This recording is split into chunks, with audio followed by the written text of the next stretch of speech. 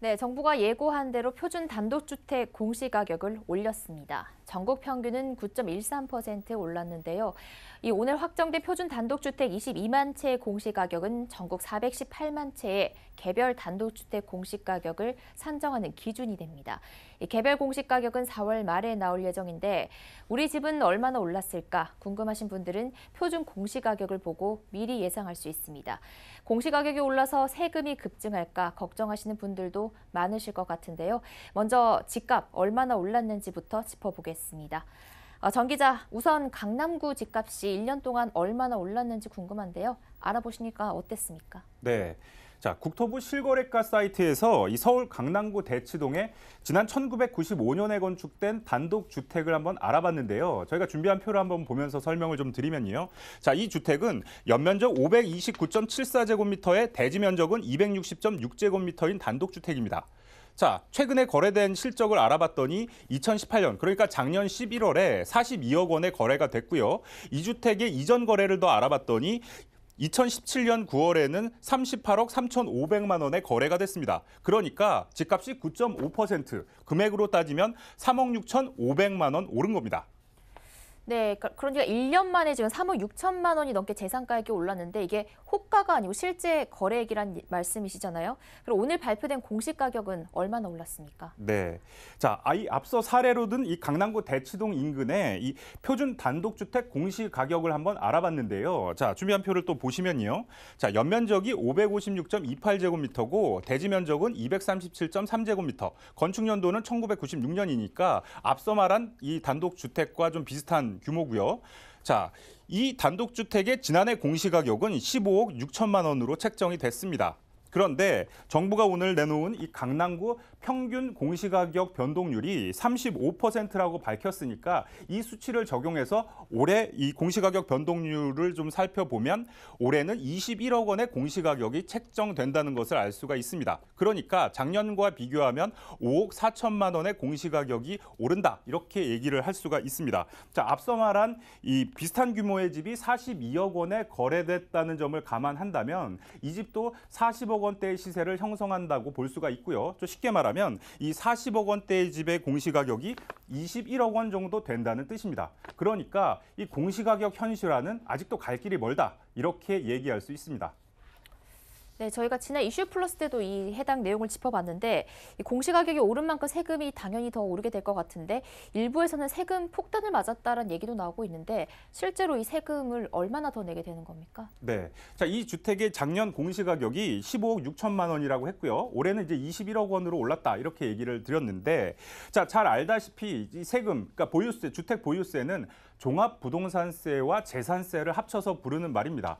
자, 아까 말한 이 주택의 이 소유자가 1주택자라고 가정을 하고 한번 보유세를 계산을 해보면요. 저희가 준비한 표를 좀 보면 이 공시가격이 15억 6천만 원, 그러니까 작년에 공시가격이 15억 6천만 원이었는데, 자, 종부세는 9억 원 초과주택에 대해서 매기는 세금입니다. 그래서 그 차액만큼의 이 세율을 따지기 위해서 빼주고 거기에 공정시장가액 비율 80%를 곱해서 세액을 적용을 하면 이 주택의 종부세는 지난해 264만 원의 세금을 냈습니다. 그리고 재산세는 이 공시가격에다가 공정시장가액 비율 60%를 적용한 뒤에 세액을 적용을 하면 331만 4천 원의 재산세를 낸 것이 됩니다. 따라서 이 집주인은 지난해 총 보유세가 575만 4천 원을 냈다, 이렇게 볼 수가 있고요.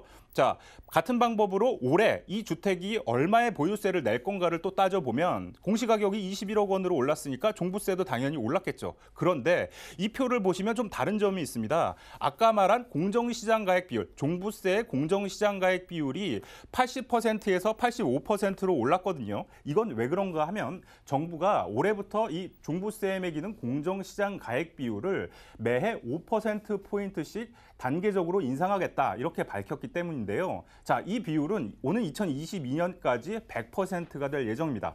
따라서 이 비율, 올해는 85%의 공정시장가액 비율을 적용한 종부세는 615만 원으로 나왔고요. 재산세는 마찬가지 방법으로 441만 원이 나왔습니다. 그러니까 이 집주인은 올해 총 보유세 1,056만 원을 내게 되는데요. 자, 작년과 비교하면 480만 원의 세금을 더 내게 되는 겁니다. 네.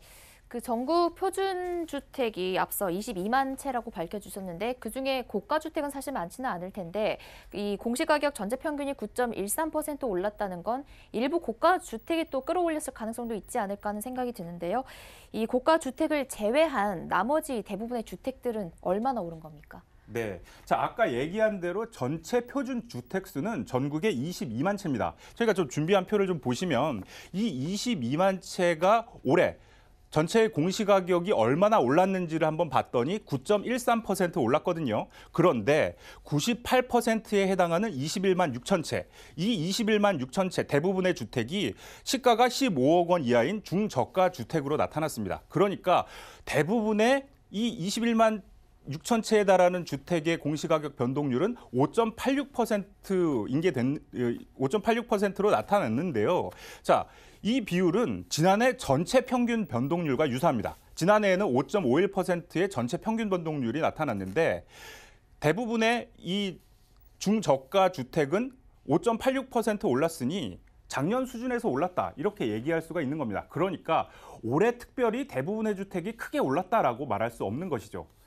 하나 더 사례를 들어보면 자 실제로 올해 서울 표준 단독주택의 평균 가격을 따져봤더니 5억 2천만 원 가량으로 나타났습니다. 자, 좀 또 준비한 표를 보시면 자 시세가 5억 2천만 원 가량인 주택의 공시가격은 한 3억 원 가량 되거든요. 자, 이 3억 원을 가진 집주인이 올해 얼마의 세금을 낼 거냐 한번 따져본 표인데요.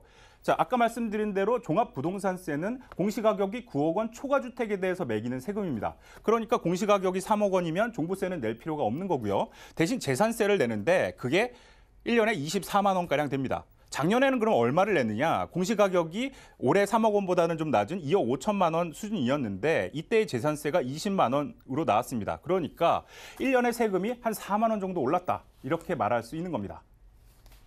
네, 그러니까 공시가격 상승도 그렇게 높다라고 볼 수도 없고 그에 따른 세금 폭탄도 사실상 없는 것으로 밝혀졌습니다. 정창신 기자와 이야기 나눠봤습니다. 감사합니다. 네.